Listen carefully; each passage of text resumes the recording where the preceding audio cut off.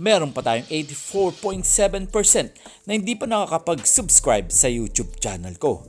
Bago ang lahat, huwag nating kakalimutan na mag-subscribe and click the bell para ma-receive ninyo lahat ng aking notifications.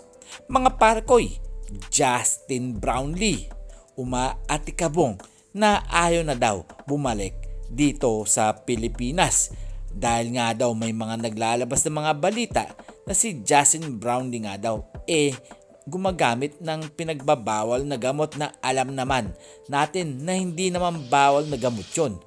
Well, mga parkoy, si JB nga nahihiya ngang bumalik dahil nga sa mga lumalabas na balita.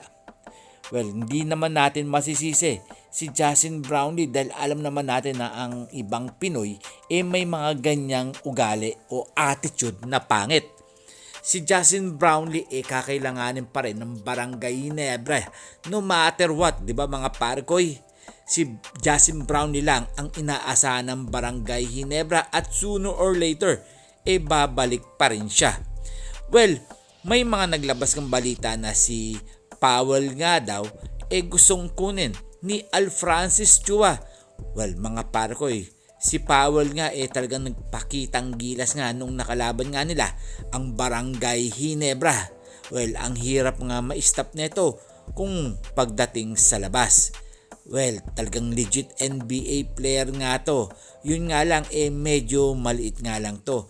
Pero pagdating naman sa height ng Barangay Ginebra wala naman tayo po problemahin, lalo na nandyan si Christian Standhardinger at sila Japet Aguilar. Well, mag-fit naman kaya ito sa Barangay Ginebra kung totoo ang mga lumalabas na balita na maglalaro nga daw ito sa Barangay Ginebra? Well, dumakot naman tayo dito kay Chris Newsome. May mga nagsasabi nga na Barangay Ginebra na nga daw itong si Chris Newsome at free agent na nga daw ito sa darating na season. Well, mag-i-enjoy ang mga fans ng Barangay Ginebra dahil alam naman natin na gustong-gusto nga maglaro nito sa Gin Kings. Well, posible kayang mag-fit ito kung sakasakaling makuha ng Barangay Ginebra. At alam naman natin na inaabangan na rin ng Ginebra fans o Ginebra team itong si Chris Newsome. Dahil nga free agent si Newsome walang makukuhang kapalit ang Meralco Bolts. Well, mga parkoy, mag-fit kaya sa sistema ni Coach Tim Cone itong si Chris Newsome? Well, mga parkoy, mag-komento lang kayo at syempre sasagutin natin yan isa-isa. And this is Tondoboy Vlogs. I'm out. God bless you all.